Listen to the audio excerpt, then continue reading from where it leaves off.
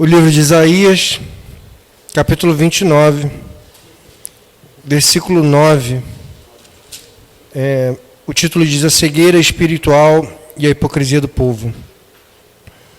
Estatelai-vos e ficai estatelados, cegai-vos e permaneceis cegos, bêbados estão, mas não de vinho, andam cambaleando, mas não de bebida forte, porque o Senhor derramou sobre vós o espírito de profundo sono, e fechou os vossos olhos, que são os profetas, e vendou a vossa cabeça, que são os videntes.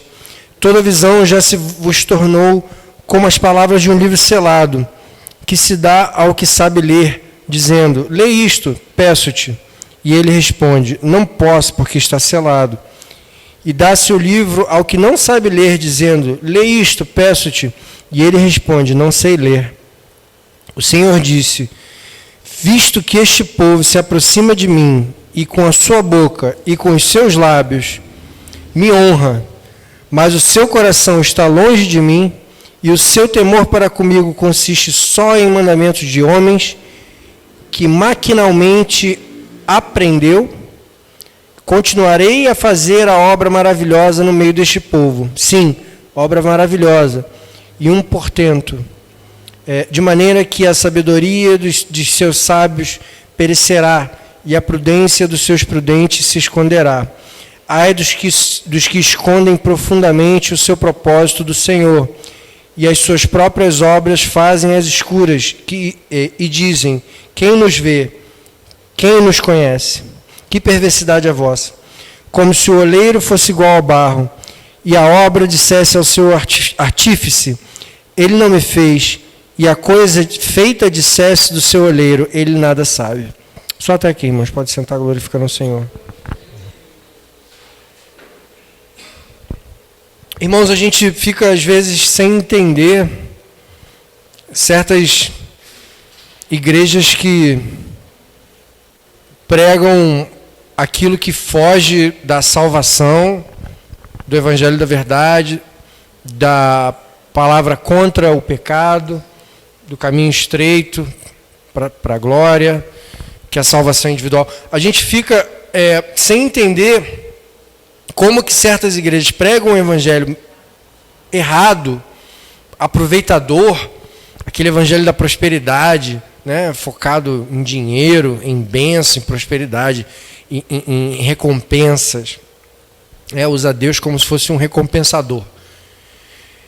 E a gente não entende como que o milagre acontece nesses lugares, como que as pessoas são abençoadas, e a gente fica sem entender, porque a palavra está sendo deturpada. A gente vê que certas igrejas estão sendo deturpadas.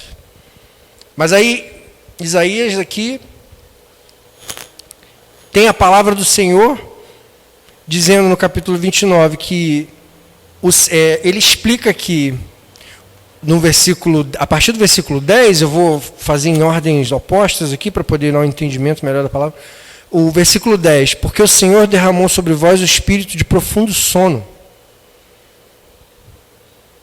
E aí, a partir desse espírito de profundo sono, versículo 9, estatelai-vos e ficai estatelados. Ou seja, o que é ser estatelado? Você parou, ficou assim, congelou, né? Fica assim, com aquele ar de surpresa. Se congelou, mas fica congelado. Cegai-vos, você perdeu a visão, perdeu o entendimento, permaneça assim, cegos. Bêbados estão, mas não de vinho, porque andam cambaleando, mas não de bebida forte. Ou seja, estão estatelados, estão cegos, estão sem entendimento, estão cambaleando por aí. Por quê? Porque o Senhor derramou um sono profundo e fechou os olhos daqueles que são os profetas, é assim no versículo 10. E vendou a cabeça dos videntes. Porque, no versículo 11, toda visão já se tornou como as palavras de um livro selado, que se dá ao que sabe ler, dizendo: lê isto, peço-te. Ele responde: não posso, porque está selado. Então, toda a visão dentro dessa igreja, onde, a partir do versículo 13, é que o Senhor explica, né? O porquê disso está acontecendo. Todas as visões foram fechadas, os olhos foram fechados dos profetas, as cabeças foram vendadas dos videntes, e é como se fosse um livro selado, um livro lacrado. Você pega esse livro lacrado e dá na mão de alguém e fala, lê esse livro para mim. Aí a pessoa pega e fala, não posso, está lacrado. Tem que abrir, está lacrado, não posso. Tá bom, então não abre não, me dá aqui, me dá esse livro. Aí pega esse livro lacrado e dá na mão de uma pessoa que não sabe ler. Tá, toma, me lê esse livro para mim. Ele falou, não posso ler. Além de estar lacrado, eu não posso ler. Então, por que tudo isso acontece? No versículo 13, o Senhor disse, visto que esse povo se aproxima de mim, e com a sua boca e com os seus lábios me honra, mas o seu coração está longe de mim. Então você vai numa igreja que tem esse evangelho da prosperidade, a palavra é pregada, orações são feitas, louvores são entoados. O povo, ele busca com a boca e com os lábios, mas o coração está longe. E a grande culpa, irmãos, do coração dessa igreja estar longe, desses irmãos que frequentam essas igrejas estar longe, é do pregador. Porque ele traz a palavra que endurece ou amolece o coração. Palavra dura amolece o coração. Porque mostra para a gente a realidade. Faz com que você veja aquilo que é errado. E você se confrontando com o erro, você se amolece. A palavra mole, a palavra suave, de prosperidade, de bênção, de nada com pecado. Tudo, a palavra suave, ela endurece o coração. Porque quando a pessoa é confrontada com o pecado, não, eu não faço essas coisas. Eu não tenho isso na minha vida. Não, essa palavra não é para mim. Ela está com o coração endurecido. Então, o que adianta a palavra suave na igreja fazer com que os corações sejam afastados de Deus? E aí tem louvor, tem oração, tem busca, tem pregação, mas o coração está longe de mim, diz o Senhor. O seu temor, ainda no versículo 13, o seu temor para comigo consiste só em mandamentos de homens. Ou seja, sabe qual é o medo que essas pessoas têm? Ó, se você não der o seu carro de oferta, você não vai trocar de carro, não. Isso é mandamento de homem. Se você não colocar o seu dinheiro aqui, se você não der o seu dízimo aqui, você vai falir. Isso é palavra de homem. Isso é mandamento de homem. Então, as pessoas, elas têm com o coração afastado, e o temor delas para com Deus é de mandamento de homem. Elas têm medo que Deus tire o dinheiro delas, porque o pregador disse que se ela não desse o dinheiro, ele ia ficar sem dinheiro. Então, elas têm medo de Deus através da palavra que foi trazida, através de mandamentos de homens. Então essas pessoas, com esse temor, elas aprenderam maquinalmente, ou seja, aquela coisa feita consecutivamente, de forma programada, né? E aí no versículo 14 diz, o Senhor diz, continuarei a fazer obra maravilhosa no meio deste povo.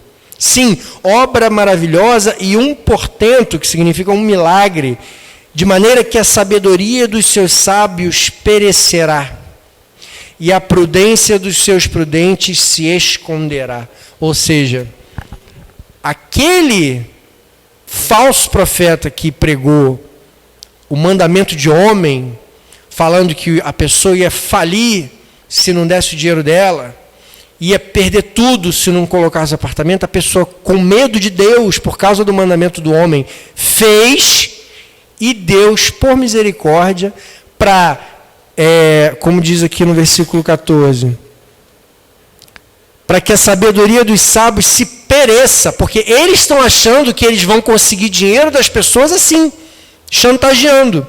E as pessoas acabam tendo medo de Deus por essa palavra. Então Deus vai e faz um milagre. E a pessoa vai e recebe. E aquele indivíduo que pregou, ele fica sem entender. Ele fala, ué, mas não era para Deus abençoar. O pregador fala, ele deve pensar, eu estou usando a palavra de Deus, estou usando a igreja para pegar dinheiro, como é que a pessoa foi abençoada? Ele não entende, porque a sua sabedoria, ela perece. A prudência dos seus prudentes se esconde. Então, Deus acaba operando o milagre nessas igrejas, mas deixa claro que são lugares onde, com os lábios, buscam a Deus, mas o coração está longe do Senhor. E assim, no versículo 15, o Senhor diz, ai dos que escondem profundamente o seu propósito do Senhor. As suas próprias obras fazem às escuras e dizem, quem nos vê, quem nos conhece. Ai dessas pessoas, porque, irmãos, usar o evangelho para conseguir dinheiro é algo que precisa ser planejado. Não é uma coisa que a pessoa não pega a palavra de Deus, prega e sem querer ganha milhões de dinheiro. Não, não é sem querer não, irmão. É feito na maldade. É planejado. É feito nas escondidas, né? Como diz aqui. É feito às escuras, como diz na palavra aqui no versículo 15. As suas próprias obras fazem às escuras. E dizem, quem nos vê, quem nos conhece? Então ninguém sabe que isso é feito. Porque a palavra de Deus, ela é viva. Então, um pregador que prega a palavra para pregar a verdade, ela sai de uma maneira. E o outro que prega com a maldade maquinada nos bastidores, ela sai de outra maneira. Então, é uma coisa que foi premeditada, foi programada, foi calculada para ser usada. E o Senhor diz, ai dos que se escondem profundamente o seu propósito do Senhor. As suas próprias obras fazem as escuras e dizem, quem nos vê, quem nos conhece. Que perversidade a vossa. Ou seja, a gente sabe, irmãos, que agora a gente entende que nessas igrejas o milagre acontece. Mas Deus irá cobrar aqueles que usam a palavra para o seu próprio benefício. Por isso que nós temos um compromisso muito grande com a verdade, com a palavra de Deus, para a gente pregar sobre o pecado, sobre a salvação. E aqui todos nós da liderança da igreja temos a nossa fonte de renda. Nenhum real é tirado para nós. Nada. É tudo para as contas da igreja, para os irmãos terem conforto do ar-condicionado, os mantimentos, luz, cadeira, tudo. Som, tudo está em perfeitas condições para que a palavra de Deus seja pregada de uma maneira suave, agradável, para que a gente tenha a verdade na nossa vida. Em versículo 16 diz, que perversidade é a vossa, como se o oleiro fosse igual ao barro, ou seja, como se o escultor fosse igual àquela peça de barro assim que ele vai esculpir. Não é a mesma coisa. E como se a obra dissesse ao seu artífice, ele não me fez. Como se um quadro pintado, quadro pronto, se ele pudesse falar, perguntava, quem foi que te fez? Não foi ele que pintou você? Não foi ele não. Foi ele não, eu me pintei. Como se a coisa feita dissesse do seu olheiro, ele nada sabe. Ou seja, é a comparação que o Senhor está fazendo com a criação. o Criador e a criação. Né? Quer dizer, você vê a perversidade dessas pessoas. Elas acham que Deus, que criou elas, não sabe que elas estão fazendo isso com a palavra de Deus. Eles devem pensar. Porque, vamos raciocinar um pouquinho. Se eles achassem que Deus está vendo tudo mesmo, como a palavra de Deus diz, que Deus é onipresente, onisciente, onipotente, se eles acreditassem nisso, você acha que eles iam fazer? Não iam fazer, né? Ia ter um pouco de prudência e falar, não faz isso aí não. Olha só, a palavra de Deus, você pode tentar arrumar dinheiro com outra maneira, mas vai mexer na palavra de Deus aí, a chinela vai cantar. É melhor não. Eles acham que não, irmão. E é a analogia que o Senhor está fazendo aqui. Como se a coisa feita dissesse do oleiro, ele nada sabe. Não, pode fazer isso aí, Deus não está preocupado com isso não. Ele quer que a gente fique rico. Que a gente quer que a gente tenha muito dinheiro aqui para a gente poder fazer muita obra. Então, quer dizer, eles acham que Deus não está preocupado com isso? Quer dizer, é perversidade dentro deles. E aí, com tudo isso que acontece dentro dessa igreja, a gente volta no versículo 9. Porque eles estão cegos, bêbados e estatelados. Porém, não de bebida.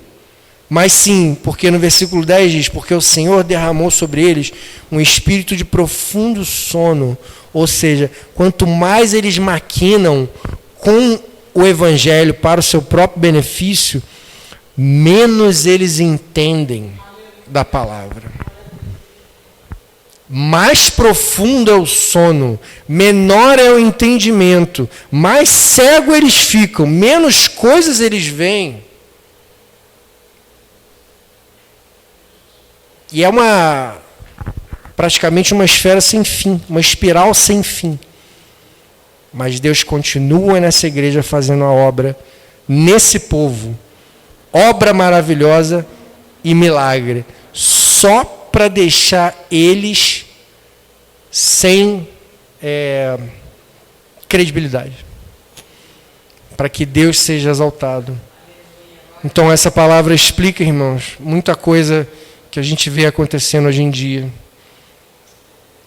E a gente sabe, graças a Deus, que a gente tem que buscar uma igreja que pregue a palavra da verdade. As pessoas que ouvem na internet têm que buscar a igreja que prega a palavra da verdade, não essas igrejas de prosperidade. Deus abençoe a igreja em nome de Jesus.